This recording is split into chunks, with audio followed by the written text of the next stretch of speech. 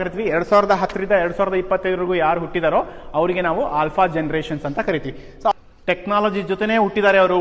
ಎರಡನೇದೇನಪ್ಪ ಅಂದ್ರೆ they rise with the high speed internet. Madam, ನಾವು parents ಹೇಳೋದು ಅವ್ರು ಒಪ್ಪಿಕೊಳಕ್ ರೆಡಿ ಇಲ್ಲ, ಪೇರೆಂಟ್ಸ್ ಮಾತನ್ನ ಕೇಳಿಸ್ಕೊಳಕ್ ರೆಡಿ ಇಲ್ಲ.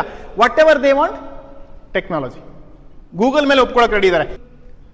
Emotionally whatever they may feel, ಅವ್ರಿಗೆ ಏನ್ ಅನ್ಸುತ್ತೋ ಅದನ್ನ ಪಟ್ ಅಂತ ಹೇಳ್ಬಿಡ್ತಾರೆ ವಿತೌಟ್ ಥಿಂಕಿಂಗ್.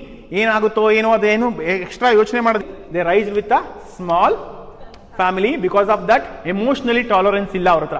ನಾವೆಲ್ಲರೂ ದೊಡ್ಡಪ್ಪನ ಮಕ್ಕಳು, ಚಿಕ್ಕಪ್ಪನ ಮಕ್ಕಳು, ಮಾಮ, ಅವರು ಇವರು ಎಲ್ಲರೂ ಬರ್ತಾ ಇದ್ರು ಅಟ್ಲೀಸ್ಟ್ ಮದುವೆಗೆ, ಅಟ್ಲೀಸ್ಟ್ ಫೆಸ್ಟಿವಲ್ಸ್ಗೆ, ಅಲ್ಲೆಲ್ಲ ನಾವು ಸೇರ್ತಾ ಇದ್ವಿ. ಸೊ ಇನ್ಸ್ಟೆಂಟ್ ಅವ್ರಿಗೆ ರಿಸಲ್ಟ್ ಬೇಕು. ಅದಕ್ಕೆ Instagram. What is that Instagram? Instant instant instant.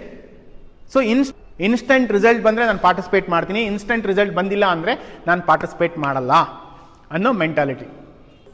So they have many why questions. ಆ ವೈ ಕ್ವಶನ್ಸ್ ಇಂದ ನಮಗೆ ಸಾಕಾಗ್ಬಿಟ್ಟು ಮುಂದೆ ದೊಡ್ಡನಾದ್ಮೇಲೆ ಕಳ್ಕೊಂತೀವಿ. ಹೋಗೋ ನೀನು, ಇವಾಗ ಯಾಕೆ ಬರ್ತೀಯ ನೀನು, ಗೊತ್ತಾಗ.